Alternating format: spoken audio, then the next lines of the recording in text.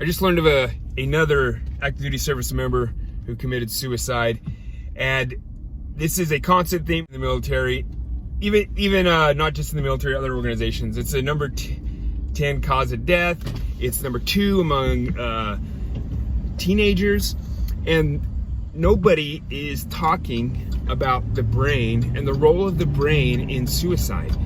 We are wasting our time on training people on how to tell people to go get help or look for people that are suicidal, and not teaching them on what happens in the brain and how to prevent this.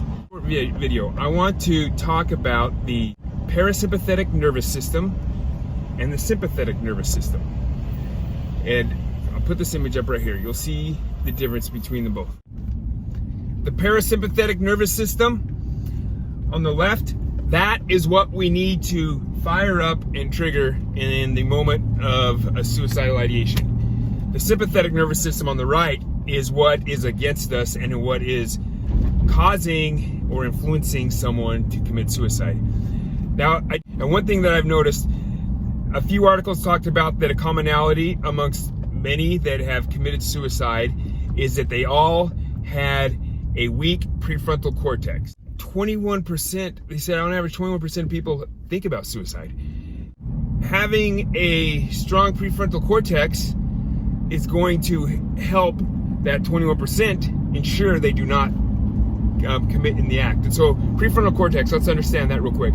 Prefrontal cortex is the area of the brain where there is a lot of processing of information. There's a making sense of everything. There's analyzing and deciding what is my behavior, what decision am I going to make.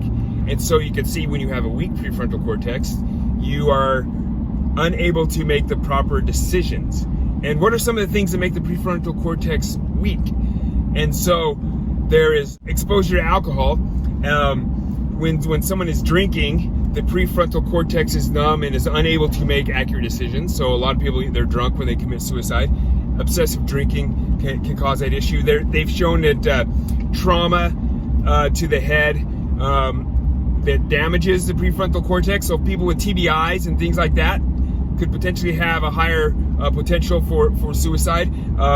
The people with ADHD, they tend to have a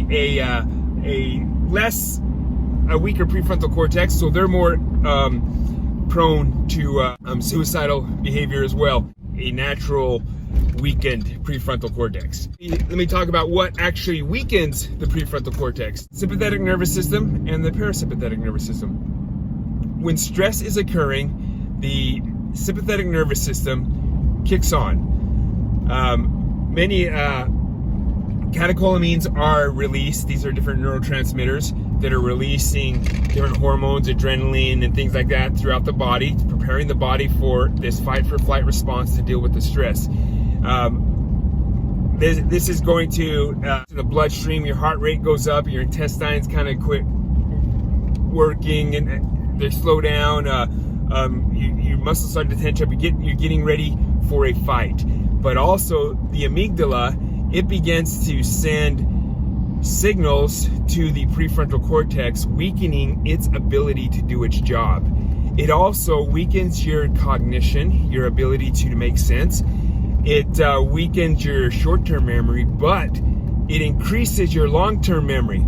And that is why, with PTSD, it just kind of sears and molds in those bad experiences in your brain, because the amygdala is recording those bad experiences. And so the prefrontal cortex during a high stress situation is getting all confused, losing its ability to say no to suicide. And that's why you can find someone that you thought would never want to commit suicide, because they have now lost the battle against the hormones released by the amygdala against the prefrontal cortex. And the way to stop this, now looking at both of the nervous systems, the parasympathetic nervous system on the left, when the fight for flight response is over, the parasympathetic nervous system kicks in and starts the relaxation. And we can naturally take control of that when we're having suicidal ideations. We can feel that stress coming up and we need to say, okay, sympathetic nervous system, I'm shutting you down. We need the parasympathetic nervous system to kick in, and that can happen through relaxation techniques. And that has been proven through studies. I've seen it, for example, I like public speaking, but sometimes I might feel a bit nervous, but I found when I start to breathing exercises, it's like I feel calm and I'm ready to go straight in and talk. And studies and analyze the brain waves with that exact example, because public speaking is one of the biggest things that kind of make people nervous, and they've seen through relaxation the parasympathetic nervous system kicks in. So that is one way to help stop the stressor as it kicks in. And additionally, and I talked about this in another video, when you do cognitive behavioral therapy, cognitive exercises, downloading apps where you're exercising the brain, that's all growing. They've shown it how it grows the prefrontal cortex and shrinks the amygdala. And this is the emergency preparedness that you are doing now, preparing yourself in the event that a suicidal event may enter your life. You don't know. You're like, I am the most emotionally stable dude. You're like, I've been on multiple deployments, nothing's happened, I've seen this, I've seen that, then all of a sudden something happens, so family member dies, or something is that tornado that tries to rip you out, rip your roots out. And so don't say this type of stuff isn't for me. Everyone needs to start doing some type of cognitive exercises to help strengthen the prefrontal cortex to prepare.